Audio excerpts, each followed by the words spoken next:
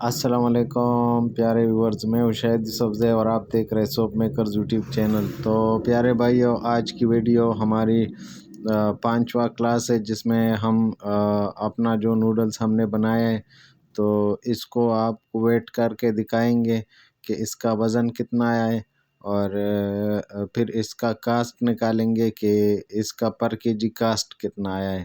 تو ویڈیو آخر تک دیکھیں، اتنی لمبی ویڈیو نہیں ہے لیکن ویڈیو آخر تک دیکھیں تاکہ آپ کو اپنے بنائے ہوئے نوڈلز کی کاسٹ کا بھی پتہ چل جائے۔ تو ابھی ہم آپ کو نوڈلز تول کے دکھائیں گے اور ساتھ میں اس کا کاسٹ نکالیں گے۔ تو پیارے بھائیو، یہ ہمارے نوڈل ہیں جو ہم نے 3 kg آئل سے بنایا ہے۔ تو 3 kg مختلف قسم کے آئلز تھے، جس میں سب سے زیادہ چکن فیٹس آئل ہے۔ تو اس کو اب ہم ٹب میں ڈالتے ہیں، اسکیل کو ہم نے 0 پہ کر دیا ہے۔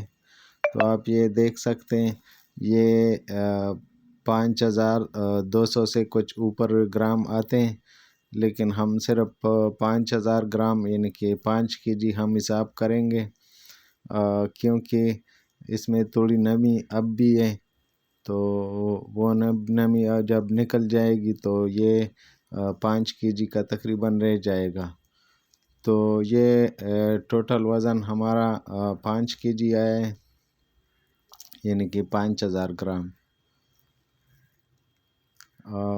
کوکونٹ آئل ہم نے اس میں ڈالا ہے 125 روپے کا،